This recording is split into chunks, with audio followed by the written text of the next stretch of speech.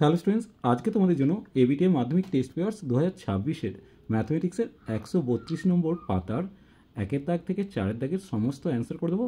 অর্থাৎ এখানে তোমরা 1 নম্বরের প্রশ্ন এবং 2 নম্বরের প্রশ্নের সমস্ত অ্যান্সার পেয়ে যাচ্ছ। চলো প্রথমে দেখে নেব 6টা এমসিকিউ প্রশ্ন উত্তর। 1 কোশ্চেন, কোনো মূলধন 8 বছরে দ্বিগুণ হলে বার্ষিক সরল সুদের হার কত? দেখো, ধরি আসল হচ্ছে পি টাকা, তাহলে সুদ আসল কত হবে? 2p মাইনাস পি, কারণ সুদ আসলটা হয়ে যাবে, সুদ আসলটা কত হবে? 2p হবে, তাহলে সুদটা কত হবে? 2p থেকে পি বাদ দিলে পি টাকা। এখন সুদের হার আর সমান আই গুণিত 100/পিটি। আয়ের জায়গায় পি বসলাম গুণিত 100, পি এর জায়গায় পি গুণিত টিটা হচ্ছে 8 বছর। তাহলে পি কেটে গিয়ে 100/8 হচ্ছে, ভাগ করলে 12.5% উত্তর আসবে।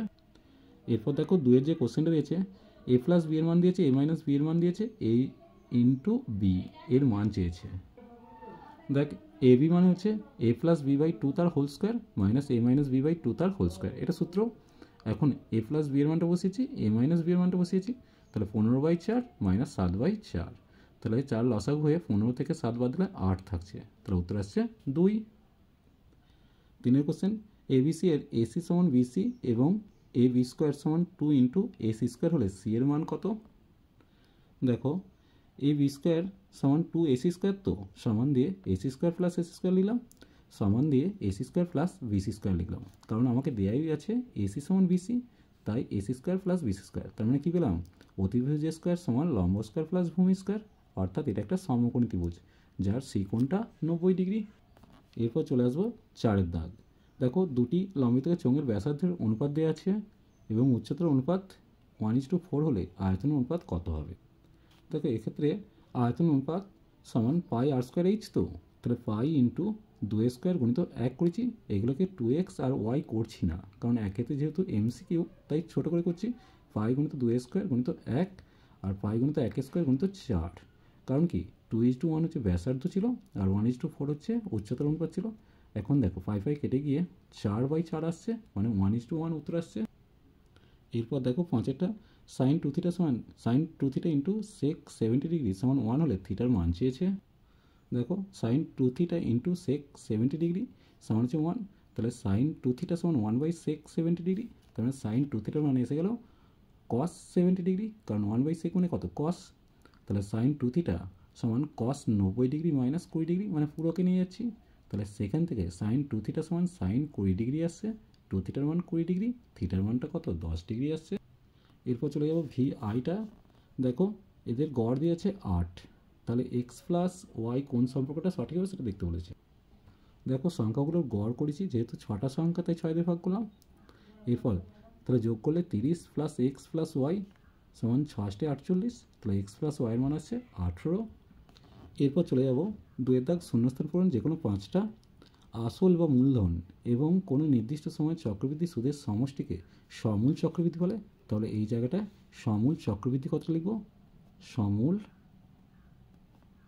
চক্রবৃদ্ধি শূন্যস্থানে লিখে দাও।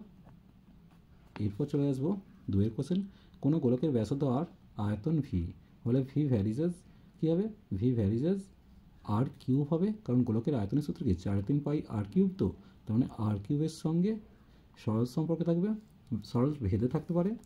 এবিসিডি বৃত্তস্থ সামান্তরিক হলে এ কোণ কত? দেখো, এবিসিডি বৃত্তস্থ সামান্তরিক মানেই হচ্ছে এবিসিডি একটা আয়তক্ষেত্র, তাহলে আয়তক্ষেত্রের প্রতিটি কোণের মান কত? 90 ডিগ্রি, তো তাহলে এই জায়গাটা এই কোণটা 90 ডিগ্রি বা সমকোণ। একটি নিরেট লম্বিতাকার শঙ্কুর তল সংখ্যা। দেখো, এটা একটা নিরেট লম্বিতাকার শঙ্কু যার এটা একটা তল এটা একটা তল, অর্থাৎ তল সংখ্যা 2টি। সাইন থিটা সমান হাফ হলে সাইন 3 থিটার মান কত? এটা খুব সহজ অঙ্ক। দেখো, সাইন থিটা যদি হাফ হয় আমি সাইন 30 ডিগ্রি লিখতে পারি, তাহলে থিটাটা এসে গেল 30 ডিগ্রি।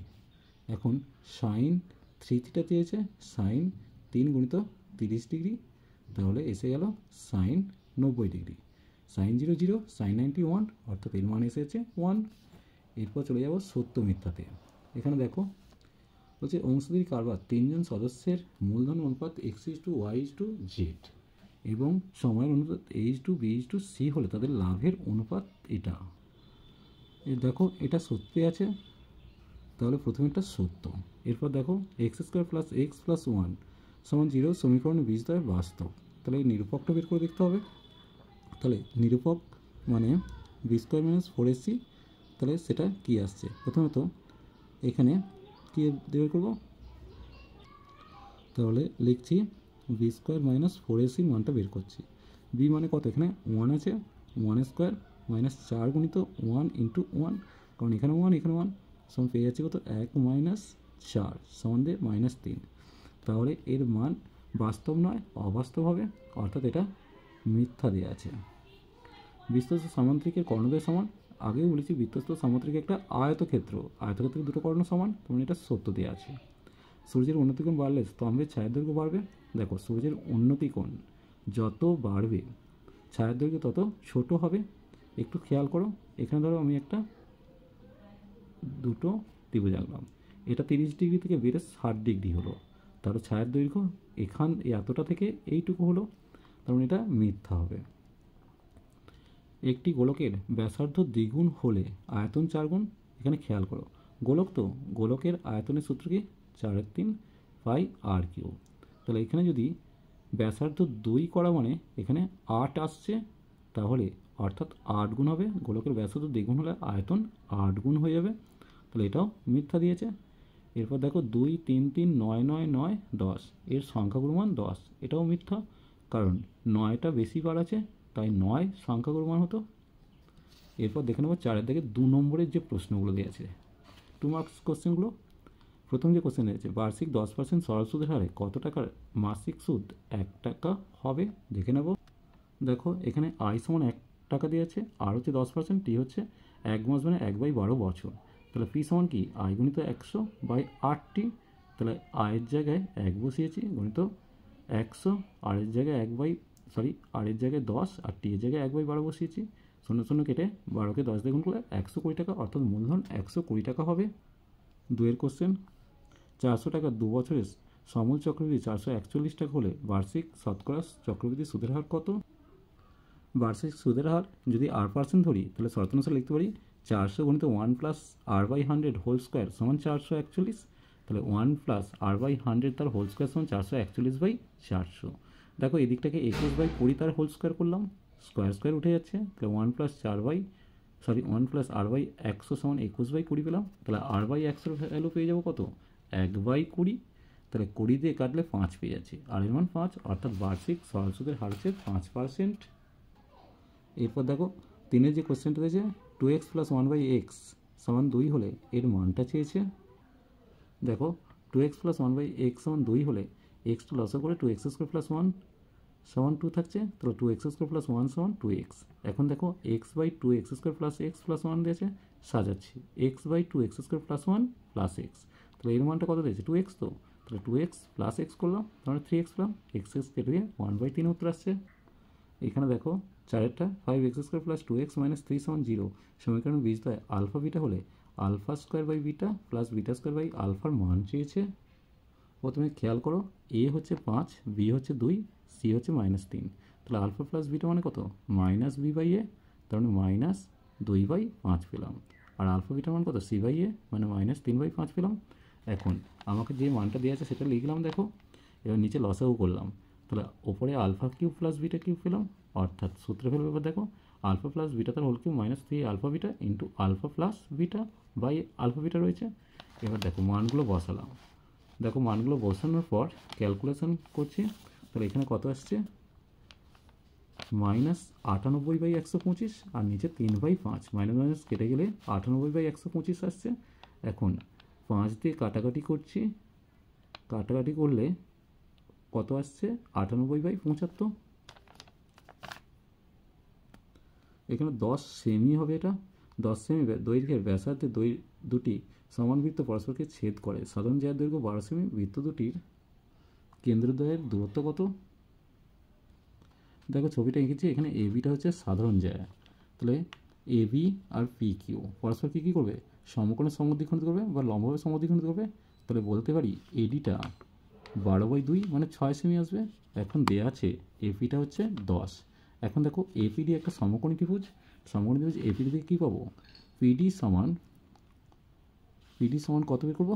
এটা পিডি করছি, পিডি সমান হচ্ছে √10² - 6² সমান দিয়ে রুট ওভার 100-36 মানে 64 রুট আসছে, মানে উত্তর আসছে 8। এখন দেখো পি কিউ মানে কি, পিডুর দ্বিগুণ, তাহলে 2 গুণিত 8 মানে 16 সেমি উত্তর আসবে। এরপর চলে যাবো আমরা এখানে, দেখো একটি বৃত্তে দুটি যা এবি ও এসি পরস্পর লম্ব, এবি 4 সেমি দেওয়া আছে, এসি 3 সেমি দেওয়া হলে বৃত্তটির ব্যাসার্ধের দৈর্ঘ্য কত?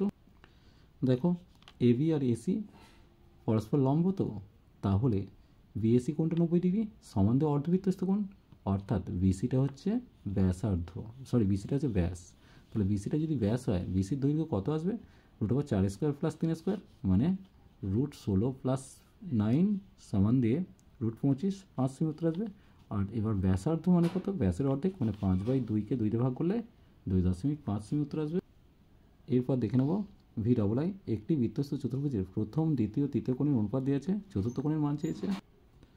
ধরি তিনটি কোণ যথাক্রমে x, 2x আর 3x। বৃত্তস্থ চতুর্ভুজের বিপরীত কোণগুলি পরস্পর সম্পর্ক, অর্থাৎ x এর সঙ্গে 3x পরস্পর সম্পর্কে আছে। তাহলে x + 3x = 180 ডিগ্রি, তাহলে 4x = 180 ডিগ্রি, x এর ভ্যালু পেয়ে গেলাম 45 ডিগ্রি। এখন তিনটি কোণ যথাক্রমে কত হবে? একটা 45 ডিগ্রি, একটা 2 গুণিত 45, একটা 3 গুণিত 45, অর্থাৎ 45 ডিগ্রি, 90 ডিগ্রি, 135 ডিগ্রি। চতুর্থ কোণের মান কত হবে? 360 ডিগ্রি থেকে বা এই তিনটে কোণকে বাদ দেবো, মানে উত্তর আসবে 90 ডিগ্রি। এরপর চলে আসবো 8টা, একটি নিরেট অর্ধগোলকের পৃষ্ঠতলের ক্ষেত্রফল ঘনকের সাংখ্যমানের 3 গুণের সমান। তাহলে অর্ধগোলকটির ব্যাসার্ধ কত? ধরি অর্ধগোলকের ব্যাসার্ধ হচ্ছে 8, তাহলে কী লিখতে পারি? পৃষ্ঠতলের ক্ষেত্রফল মানে 2πr² প্লাস πr² মানে 3πr², 3πr² সমান 3 গুণিত 2/3πr³। এখন 3 3 কেটে গেল, 3πr² সমান 2πr³ পেলাম। এখন দেখো এই পাই কাটলাম, তারপর এখানে r² দিয়ে r³ কেটে একটা r থাকছে, তাহলে r সমান কত হবে? 3/2, অর্থাৎ 1.5। তাহলে ব্যাসার্ধ কত আসছে? 1.5 সেমি, যদিও তোমাদের বইয়ের উত্তরটা 2 দেওয়া আছে। তারপর দেখো একটি লম্বিতকার শঙ্কুর উচ্চতা ভূমির ব্যাসার্ধ সমান হলে শঙ্কুটির শীর্ষকোণ কত? দেখো এখানে শীর্ষকোণ কিন্তু এ, যেহেতু এ বি আর বিসি সমান, তো তাহলে এটা একটা সমকোণী ত্রিভুজ। তাহলে সমকোণী ত্রিভুজ থেকে কী পাচ্ছি? বিএসি কোণ আর এসিবি কোণ, এই দুটো কোণ 45 করে আসবে। এখন শীর্ষকোণটা কত? তাহলে 45-এর দ্বিগুণ হবে, অর্থাৎ শীর্ষকোণটা এসে যাবে কত? 90 ডিগ্রি। এরপর দেখো এক্সের অঙ্কটা পড়বেই তোমাদের এবারে পরীক্ষাতে। tan θ প্লাস cot θ সমান 2 হলে tan square theta plus cot 4 থিটার মান কত? দেখো tan θ প্লাস cot θ সমান 2, তাহলে tan θ প্লাস 1/tan θ সমান 2, কারণ cot θ মানে কত? 1/tan θ। তাহলে tan θ লসাগু হলে tan square theta plus 1/tan θ সমান 2, tan স্কোয়ার থিটা প্লাস 1 সমান 2tan θ এলো। এখন এক সাইডে নিয়ে এলো, tan square theta minus 2tan θ plus 1 সমান 0, অর্থাৎ a square minus 2ab plus b square সমান 0। তাহলে a মাইনাস b তার হোল স্কোয়ার সমান 0। তাহলে tan θ মাইনাস 1-এর ভ্যালু 0 আসছে, tan θ ভ্যালু 1 আসছে, cot θ কত আসবে? 1ই আসবে। এবার দেখো tan square theta plus cot 4 থিটার মানটা বের করছি, 1 স্কোয়ার প্লাস 1-এর মাথায় 4, অর্থাৎ 1 + 1 মানে 2 উত্তরে আসছে। এরপর দেখো xi, এখানে x ও y এর মধ্যে সম্পর্ক চেয়েছে। দেখো x cos θ যদি 3 হয়, তাহলে cos θ ভ্যালু 3/x, sec θ কত হবে? উল্টে যাবে, x/3 হবে।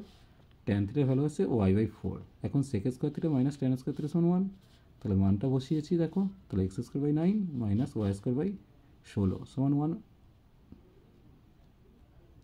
এবার দেখো একটি পরিসংখ্যা বিভাজনে গড় দেওয়া আছে, কে এর মান চেয়েছে। এই অঙ্কটা খুব ভিভিআই, কারণ এই অঙ্কটা এবারে পরীক্ষায় আসার চান্স ম্যাক্সিমাম।